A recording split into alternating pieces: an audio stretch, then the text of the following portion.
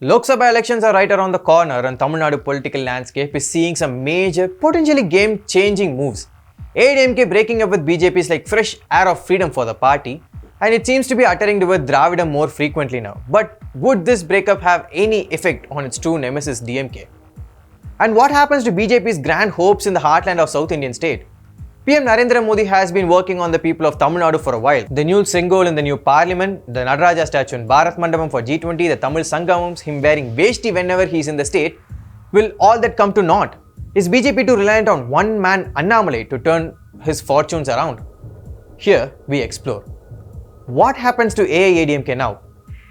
For starters, AIADMK is free to pursue its own course. While Amma Jayalalitha was alive, the BJP had never a chance to have an alliance in the last 2 decades.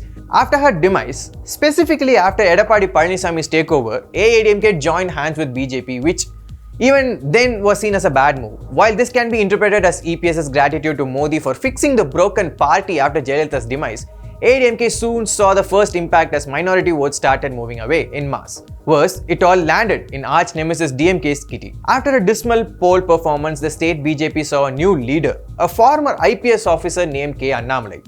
The man energized the dormant BJP network in the state, ensured he stayed in the headlines one way or another, and became a darling of the social media.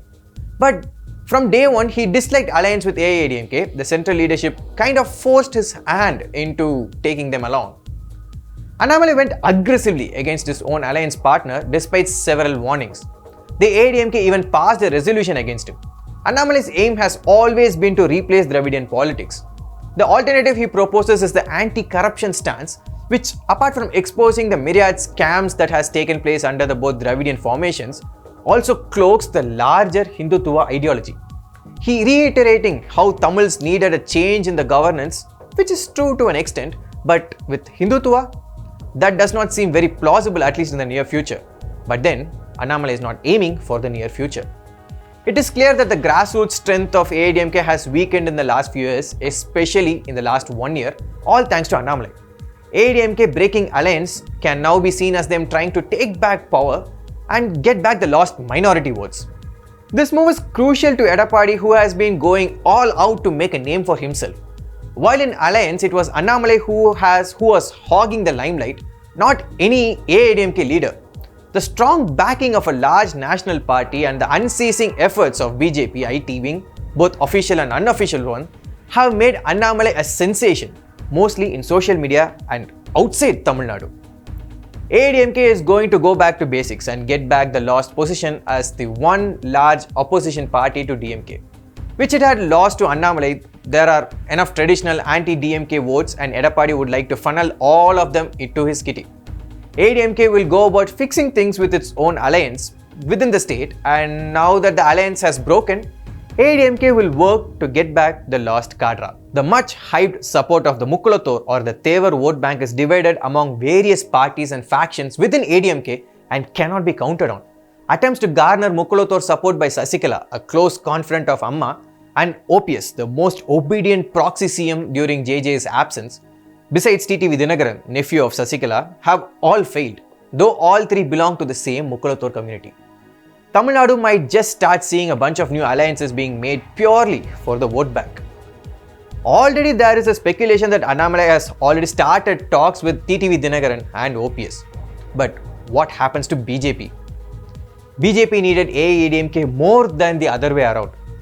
Underestimating the Tamil voters' loyalty to Dravidian ideology was a mistake. There is a reason the Dravidian parties ruled the roost for almost a century, not for the lack of attempts made by the BJP before, being in alliance with both DMK and AIADMK at different times. It never ended well for the parties who were in alliance with BJP. The Saffron Party's relentless support for Annamalai speaks tons about the confidence it has in him. It also shows that the BJP High Command has started subscribing to the Annamalai's theory that BJP can make a mark in the state only by taking Dravidian politics head-on, not by flirting with it. In many ways, they think Tamil Nadu, with a large number of young voters, is ready to break away from the Dravidian grip. Annamalai is currently on his En Man En Makkal Yatra that is drawing encouraging crowds, but this predecessor too had tried the same route with a massive Vel Yatra, celebrating the Tamil god Murugan once before. The Yatra reached nowhere in terms of electoral support. Annamalai is a long-term player. Coming days will see him amping up his anti-corruption stance. Except more readings from history to embarrass both Dravidian parties, his aim is to prove and provoke and invite the Dravidian leaders to make a mistake, and provoke he will. While Annamalai knows where it hurts, the party could do well to rein in Governor Ravi, whose statements haven't really gone well with the masses. Ravi, like Annamalai too, targets Dravidian ideology, but the nuance is missing. Ravi's statements end up only adding ammunition to DMK's arsenal. But honestly, neither Annamalai nor his bosses in New Delhi expect anything much from the 2024 Lok Sabha polls. Their best case scenario would be to give a decent performance by AIADMK and a prayer that Edappadi and co will come around and support the NDA post-polls. But then, what happens to DMK? DMK has little to nothing to worry about here. All it needs is to hold on to the new minority voters who have migrated to its camp after AIADMK hitched its cart to the BJP bandwagon. Hence the relentless attacks by Stalin on PM Modi and his son's repeated takes on Sanatana Dharma. As things stand, they are not even bothered about 2024 Lok Sabha polls, which are sure they will sweep as predicted by India Today Mood of the Nation poll. The focus is on 2026 assembly polls. Also, DMK sensed very early where Annamalai was going with this blitzkrieg. Its powerful IT wing matches that of the BJP, and it has managed to turn every debate triggered by Annamalai on its head. Udayanidi's controversial statement asking for eradication of Sanatana Dharma was not an accident. Stalin Jr. was dragging Annamalai back into the caste hierarchy versus egalitarian Dravidianism argument, where DMK is the only winner. Annamalai wanted to focus on the corruption and scams, the arrest and interrogation of BJP ministers, but DMK ensures the headlines are dominated by debates on religion. BJP has finally met its match in the headline management. In fact, as things stand, the biggest crisis on the horizon for DMK is the judicial sword hanging over many of its top leaders after High Court Judge Anand Venkatesan decided to take a suo motu cognizance of many corruption cases involving top DMK leaders.